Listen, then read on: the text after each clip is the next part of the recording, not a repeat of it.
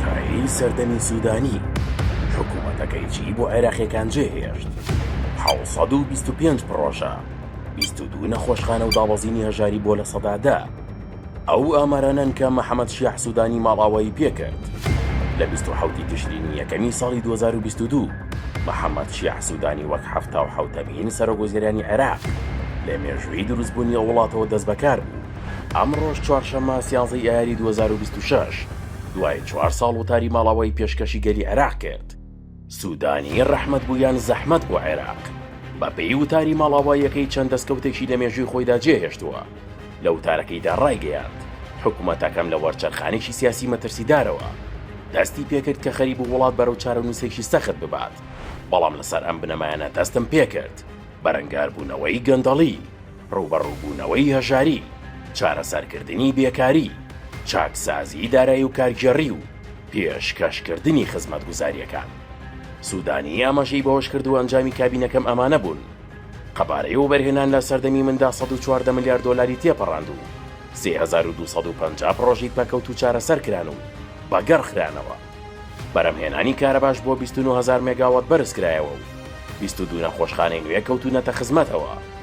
سوودانی وتی عێراق توانی لە بەرهەمەکانی وەک ئاسن و پەین و چیمەنتۆ شەکر و ئارد و ڕۆنی خواردن بگاتە خۆبژێوی و پیشەسازی دەرمان بە نیشتیمانی بکات. کارتی کشت و کاڵیشمان بیر نەچوو. بەرهەمی گەنم لە ساڵی 2025دا گەیشتۆتە 6.2 ملیۆن تەن. لەلایەنی کۆمەڵایەتیەوە سوودانی ئاشکرای کرد کە 963,000 خێزانی نوێخراونەتە ناو تۆڕی پاراستنی کۆمەڵایەتی. ئەمەش بۆتە هۆی داوەزینی ڕێژەی هەژاری لە سەدا 25 بۆ نزیکەی لە سەدادا لە ماوەی 3 ساڵدا. هەروەها ڕێژەی بێکاری لە سەدا 16.5 بۆ لە سەدا 13.5 دابەزیوە. لە ئێستادا توانای پاڵاوتنی پاڵۆگەکانی عێراقیش گەیشتۆتە 1.2 ملیۆن بەرمیل لە ڕۆژێکدا، لە کاتێکدا کە لە ساڵی 2022دا تەنها 600,000 بەرمیل بووە. پرۆژەی ڕێگەی گەشە پێدانیش قۆناغی یەکەمی جێبەجێکردنی دەستی پێکردووە کە زیاتر لە 100,000 هەلیکار دەڕەخسێنێت. هەروەها قەرزە دەرەکیەکانی عێراق لە 13 ملیار دۆلارەوە بۆ 10 ملیار دۆلار دابەزیون. ڕێژەی هەڵاوسانی ساڵانە لە سەدا 7.5ەوە بۆ لە سەدا 2.7 کەم بۆتەوە.